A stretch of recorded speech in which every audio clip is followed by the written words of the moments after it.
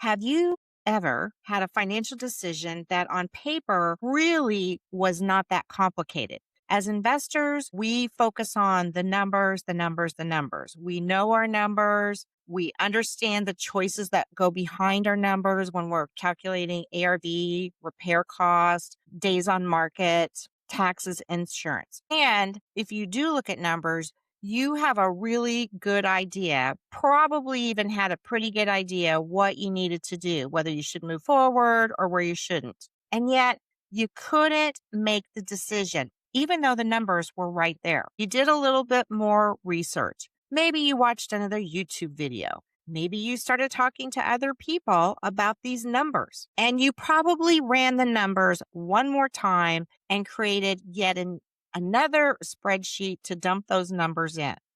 Why is it that sometimes the numbers speak to us and it's clear what we should do, but something is holding us back?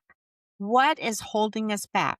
And in the past, I've talked about different emotions. Like, is fear holding you back? Is self-doubt? But what if the problem isn't that you even need more information? What if the financial decision feels difficult because it means something much bigger than the numbers on that spreadsheet? I've seen this happen many times with families. And if you're an investor who is working with distressed families trying to find off market deals, then you have to learn that sometimes the financial decision isn't really about the numbers at all. It's about something the numbers aren't always the hard part when it comes to negotiating real estate deals.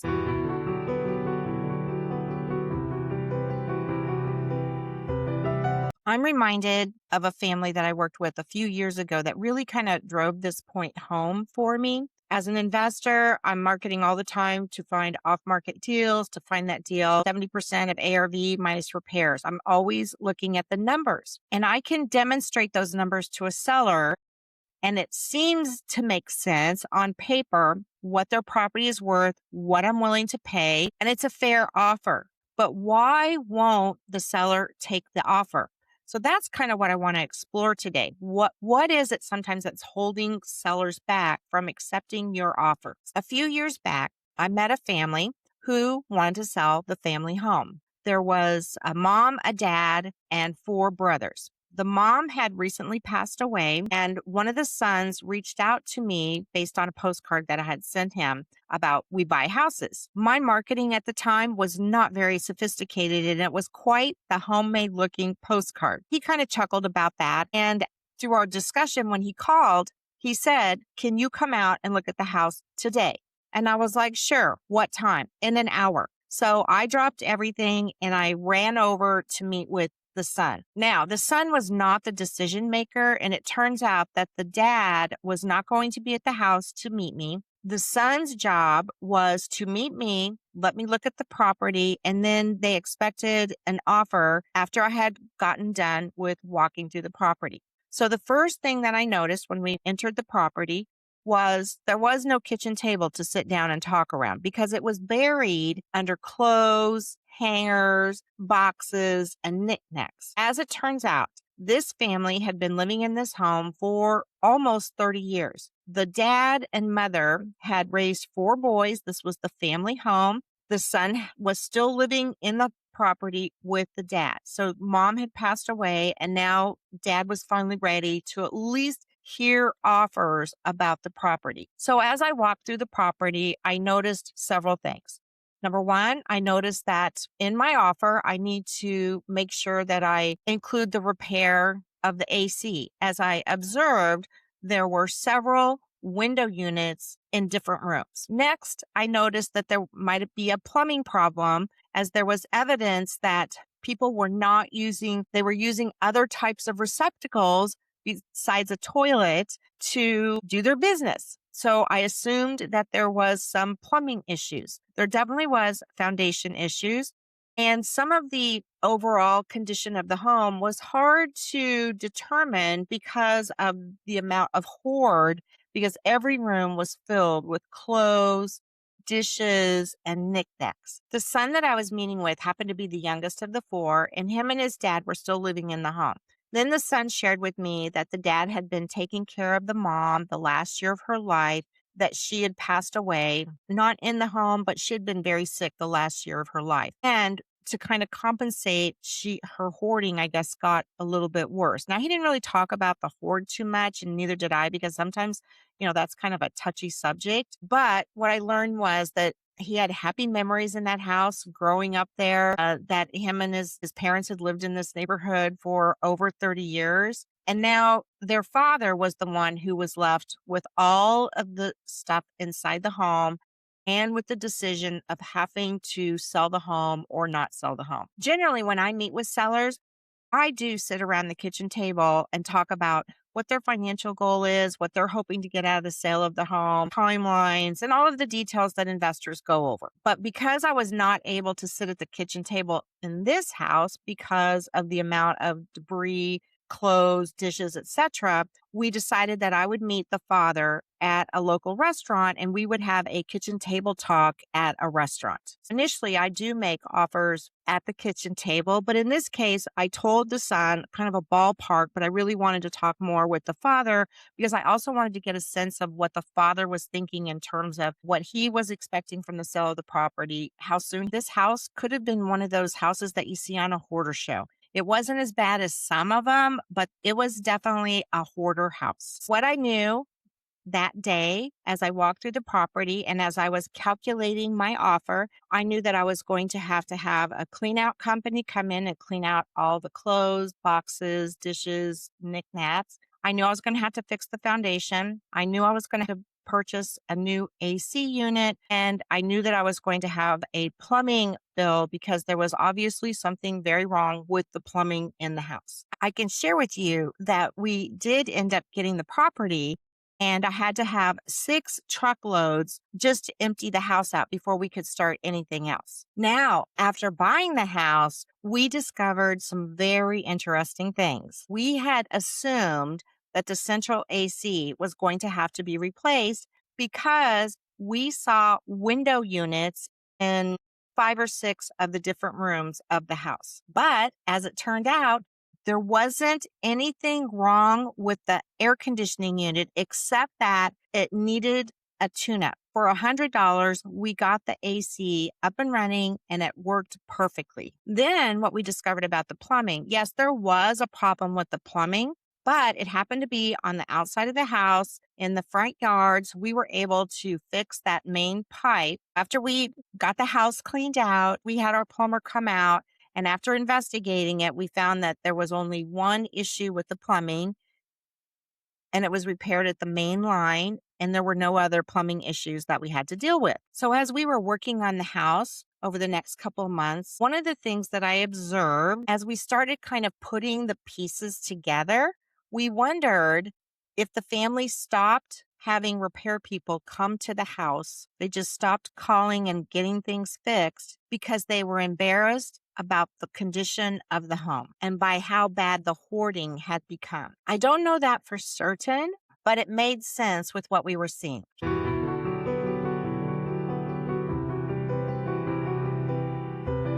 Here's what stayed with me about this house to this day. We could figure out the numbers and an offer.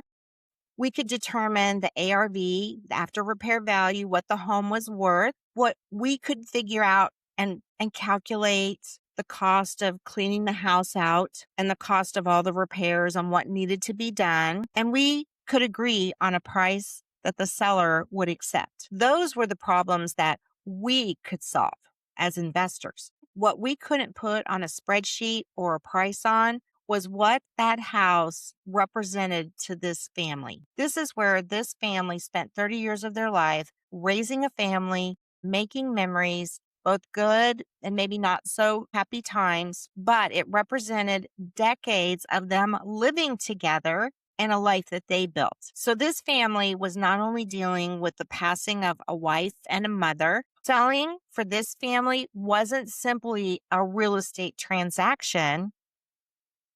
This family was making a decision whether they were ready to close this chapter of their family's life and literally begin another one. The son would have to find another place to move to, and the father would make the decision to sell the property.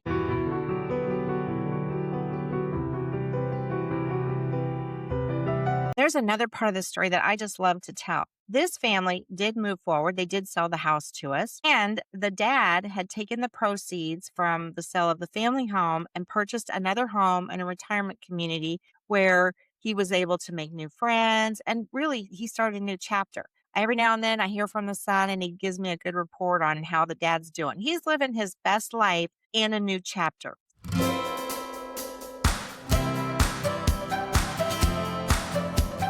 Although it was a difficult decision to sell the family home to an investor, no, the agreed upon price was not the issue, but it was just simply whether or not they were ready to move forward with a new chapter. That decision that he made to sell the house didn't erase everything that the house represented. It didn't erase his wife or the memories of raising their boys there, but the house no longer had to determine what his next chapter looked like. He now made the financial decision to move forward. And I tell that story so that when you, as an investor, if you're just starting out, you know that sometimes we have to stop. And it's not always about making an offer on the house, it's understanding the seller's motivation that goes beyond the numbers. Sometimes making a financial decision isn't about choosing between a good number and a bad number. Sometimes we are deciding what we're ready to carry forward and what we're ready to leave behind. So if you remember that sometimes a seller needs to decide what they're ready to move forward with, not just the number, not just your offer, and what they're ready to leave behind, which is their memories of their property, the life they built, people that they shared it with. Now, most people watching this video, we're not about making decisions about a house filled with all kinds of decades of belongings because we are the investors searching for those sellers that I was just talking about. We just have to remember that sellers attach meaning to the financial decisions all the time. But in your case, in my case, we could look at some examples. One that comes to mind is retirement. Thinking about your retirement account has a number in it. Whether you actually have a retirement account or not, you have a number in mind for retirement. And when you look at that number, do you really just see a number? Or do you see or ask yourself this question, will I be okay? Am I going to be okay? Did I save enough? Can I stop working? Did I make the right choices? And I think this one could keep us up at night. What happens if I live longer than that number in my retirement account? What happens if I live another 30 years beyond my retirement account? It's the same thing when you consider an investment. We can look at the purchase price, the expenses, and potential income of an investment property. Those are the numbers. Those are the due diligence that I'm always saying, hey, we got to know our numbers. But eventually, I will hear different questions from people who want to invest in real estate. So they'll ask, well, what if this doesn't work out? What will my spouse think if my spouse isn't on board with me investing in real estate? What if I make the wrong decision? What if I buy the wrong property? Am I ready enough? Should I watch another YouTube video? And what does it say about you if you end up losing money over a real estate investing deal?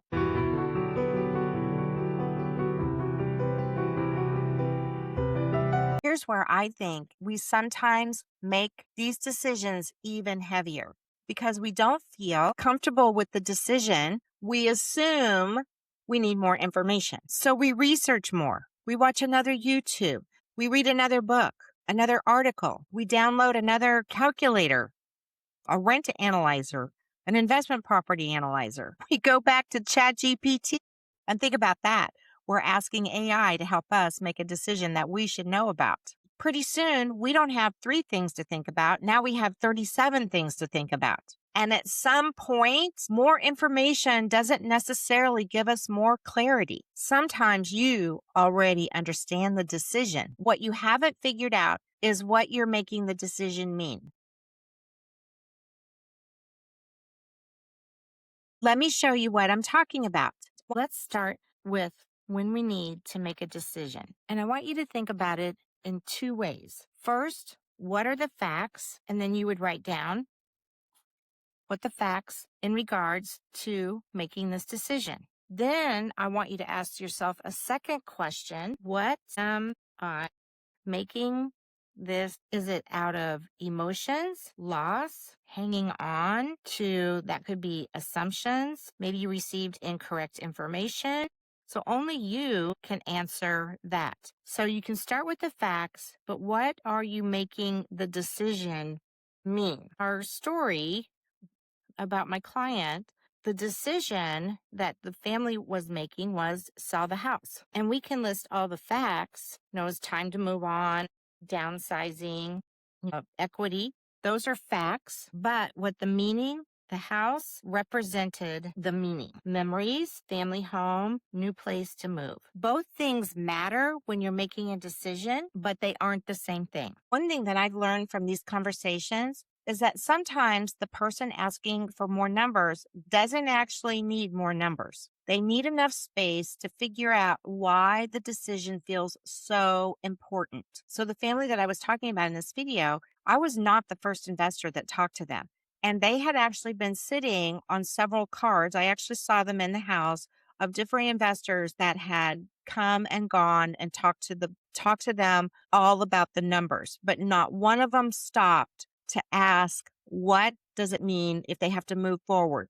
Where is dad going to go? How does dad feel about leaving his home of 30 years? Now, I didn't come out and just ask that question, but I established enough rapport and trust that they were giving me that information. And then I could cultivate my answers and my offer around what the information they were giving me. Once we understand what we're really deciding, sometimes the financial part just becomes much clearer. I was able to help the family move forward.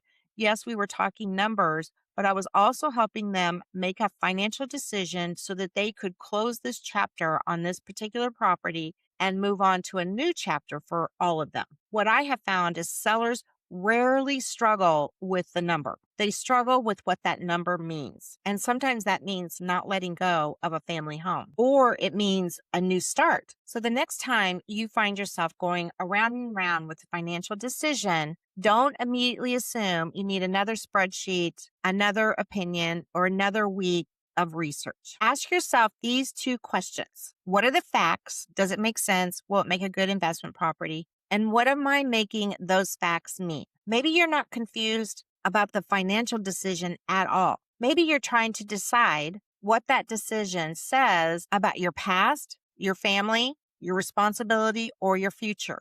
And those are two completely different things. Separating them may make the decision a whole lot clearer. And if one of the financial decisions and financial options you're trying to make is whether real estate belongs in the financial option column for you and creating for you in your future, that's exactly why I created my free masterclass, Build Income Beyond Your Paycheck. I did not design it to convince you to buy rental property.